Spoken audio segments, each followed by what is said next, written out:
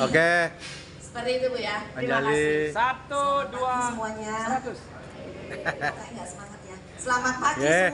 Kesempatan saya bisa sharing supaya apa yang kita lakukan hari ini berguna. Nah, kenapa saya pindah jurusan nih ceritanya?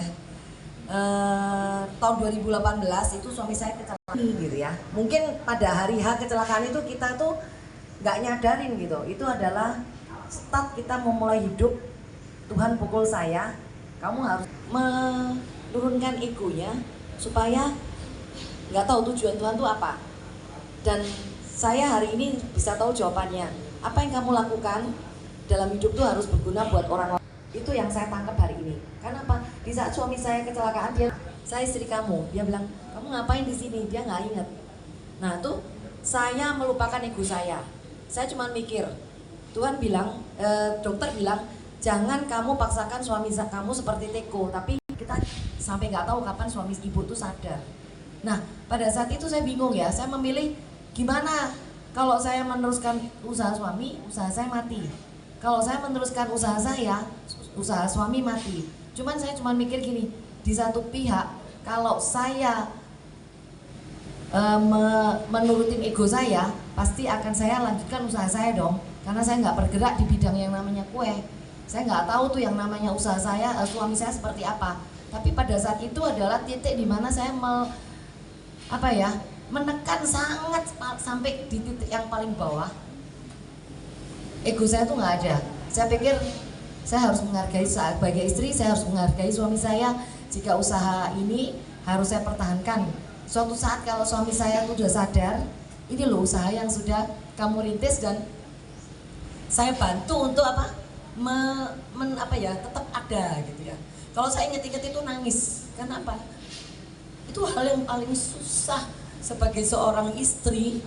Gimana caranya mengalah? Pada saat sederajat dengan saya sekolah, suami saya juga sekolah ya. Arsitek bukan hal yang gampang untuk dijalankan ibu-ibu. Impian saya sejak kecil, saya harus buang itu semua. Dan itu membuat benar-benar saya berlutut di hadapan Tuhan, menyerahkan nasib atau kelangsungan keluarga saya. Kenapa? Ternyata yang namanya usaha itu bukan hal yang gampang untuk kita laluin. Di samping kita sendiri dan juga kalau kita sudah sukses, orang yang di luar itu adalah yang akan membuat kita hancur. Banyak orang yang mereka tuh iri kehadap keberhasilan kita, ibu-ibu. Bukan berarti kita tuh mulus, kalau kita sukses orang melihat kita baik itu bukan berarti baik ya. Tapi itu adalah cara dia untuk menggerogotin kita gimana supaya kita hancur. Makanya kan saya ingetin sekali lagi, usaha seorang yang sukses bukan berarti jalannya tuh mulus. Ingat pohon kelapa ibu-ibu, kelapa itu pohon yang paling atas, goncangannya akan semakin kuat, kencang. Usaha itu nggak segampang gitu. Saya membuktikan sampai bukan berarti saya itu ibu punya duit enggak, sampai saya menjual mobil, menjual sampai yang namanya kredit saya nggak bisa bayar semua. Dan saya mentingkan usaha suami saya dan kesehatan dia kan. Karena dalam waktu 2 tahun tuh dia keluar masuk ruang operasi 4 kali. Itu butuh dana besar, butuh waktu kita untuk melayani dia supaya dia bisa kembali lagi normal. Gimana caranya ingatannya dia kembali normal dan bisa melimpahkan usaha ini kepada dia untuk ini loh usaha yang sudah kamu bangun masih eksis seperti ini. Dan goncangan itu bukan hanya masalah finansial ya.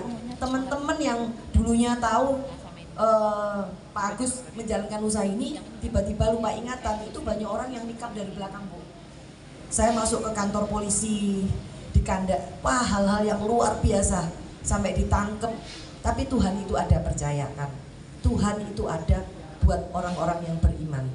Karena di saat itu Tuhan tuh melihat kita berusaha dan dia tahu apa yang kita kerjakan. Semua itu dilancarkan, banyak orang yang membantu.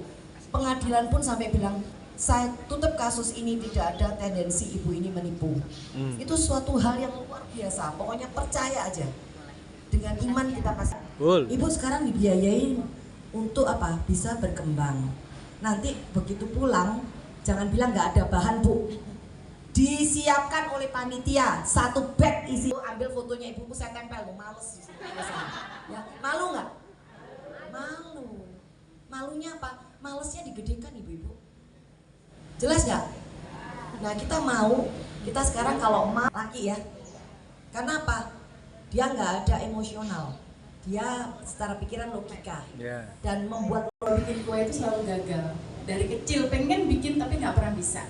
Tapi ketika saya sudah artinya merantau, pergi pindah ke sini, saya mencoba untuk memasak, tapi bukan kue, masih tetap nggak bisa kue. Pokoknya selalu gagal. Nah, tapi belakangan ini saya mencoba bikin kue karena anak saya selalu bilang, Bu, bikin kue. Jadi ya ala kadarnya apa yang Ibu sampein, cuman tepung, air, telur dan gula. Udah itu saya aduk aja, saya masukin kukusan, udah jadi gitu loh. Cuman nggak ada pengembang karena memang saya nggak tahu caranya gitu ya Bu ya. Terus sekarang sudah ada YouTube ya Bu, jadi saya ikut-ikutan di situ. Lama-lama juga berhasil walaupun rasanya kurang seperti yang ada di toko-toko kue gitu. Nah pertanyaan saya hari ini adalah bagaimana sih Bu cara memasarkan kue itu, karena teman saya itu juga bikin kue, ketika yang satu jual harga murah emang enak, terus ada juga yang bikin mahal laku gitu loh Bu. Nah maksudnya tuh apakah berdasarkan dari lingkungan mereka tinggal karena mereka kelas tinggi, maksudnya menengah ke atas, atau memang dari model untuk menentukan harga, apakah memang dari modal yang kita bikin? Sekarang YouTube atau apa tuh banyak sekali ya, betul ya. Nah sekarang gimana yang membuat susah adalah penjual, betul ya. Saya cuma mau bicara di Indonesia, pasarin dulu, nggak ada yang namanya segmentasi kita tuh sudah banyak yang mau. Terus saya kalikan 2, jadi 200 saya jual. Nah perkara orang bilang itu murah, untung apa enggak loh, saya sudah 100% dulu. Ya. Satu. Bisa langsung kembang lagi. Langsung kembali ke posisi semula. Ini mau jatuh juga balik lagi Bu. Saya jatuhin balik lagi. Nggak percaya mau jatuhin ini, jangan. Ya.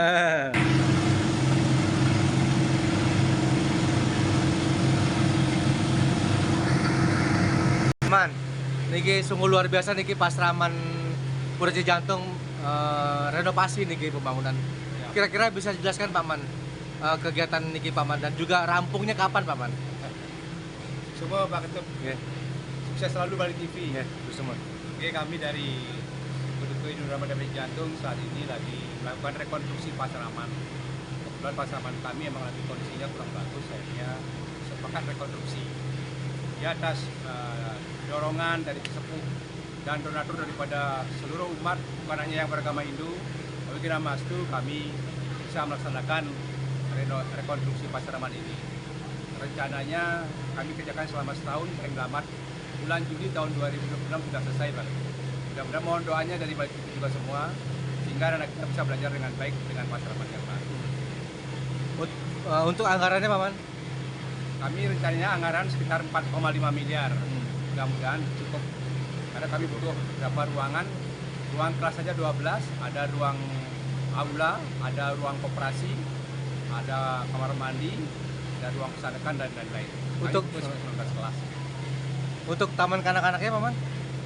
Paling di PAUD, kami PAUD dengan kanak-kanak, kami ada ruangan khusus juga. Oh, ada siapkan juga. Semua kami siapkan.